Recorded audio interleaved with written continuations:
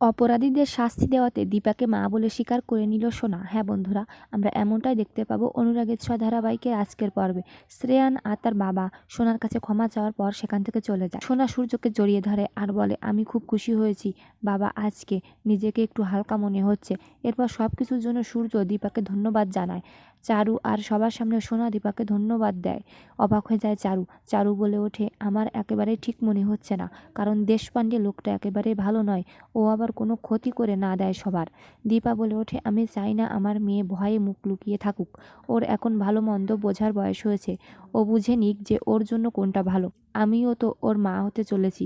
চারু বলে ওঠে, আমিও আমার মেয়ের ভালো চাই, তাই এ কথা বললাম। সব ঘোর মানিয়ে নিয়ে স্বাক্ষরবাবু এসে দীপাকে জানায় যে দীপার হোস্টেলে কাজ রয়েছে। দীপা বলে, হ্যাঁ এদিকে সময় দিয়ে ফেলেছি, এবার আমার অন্য মেয়ের জন্য সময় দিতে হবে। তখন সোনা বলে ওঠে, আমি আর কোনো কিছুতে ভয় পাবো না।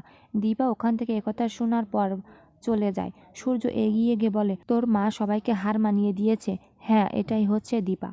সূর্যের মুখে একথা শুনিয়ে চারু যেন নিজেকে অসহায় ভাবতে থাকে। অন্যদিকে শ্রেয়ান ঘরের ভেতরে সব কিছু যেন চিন্তা করতে থাকে। সেই সময় মিশকা শ্রেয়ানকে ফোন করে আর বলে, আমি জানি এখন তুমি অপমান নিয়ে কোন পর্যায়ে আছো। মিশকা শ্রেয়ানের মনের ভেতরে প্রতিশোধের আগুন জ্বেলে দেয়। অন্যদিকে দীপা যখন পার্টিসিপেট করতে যায় সেখানে অনুষ্ঠানে, তখন তাকে ঢুকতে দেয় না, কারণ সে সময় পার করে এসেছে। দীপাকে স্যারের সঙ্গে কথা বলতে হয়, কিন্তু তিনি দীপাকে ঢুকতে দিতে রাজি হন না। তখনই সেখানে চলে আসে রূপা আর স্যারকে সব ঘটনা খুলে বলে। স্যার এসব ঘটনা শোনার পর দীপাকে সেখানে ঢোকার পারমিশন দিয়ে দেয়। মনে মনে রূপা ভাবে, আমি তোমার পাশে আছি। রূপাকে এমন অবস্থা দেখে স্বাক্ষরবাবু জিজ্ঞাসা করে, আমাকে একটা কথা বলো তো, তুমি সবসময় দীপাকে তো হেল্প করো কেন?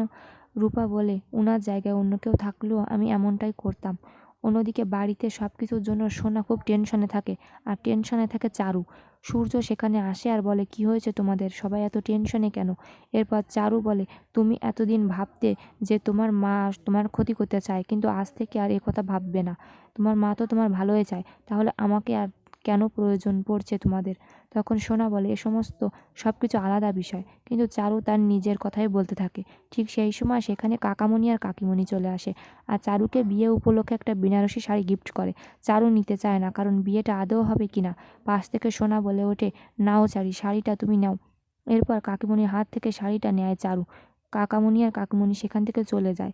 অন্যদিকে দীপা সহ সবাই পার্টিসিপেটরা এক এক করে রান্নার জন্য প্রস্তুত হয়।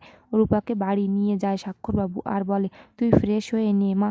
স্বাক্ষরবাবু তার মাকে বলে, যেন মা জয়ী আর দীপার ভিতরে কোনো একটা সম্পর্ক আছে। ওদিকে রূপা ভাবে যে মিশকা যদি আমার সামনে চলে আসে তো আমি কি করে সবটা সামাল দেব।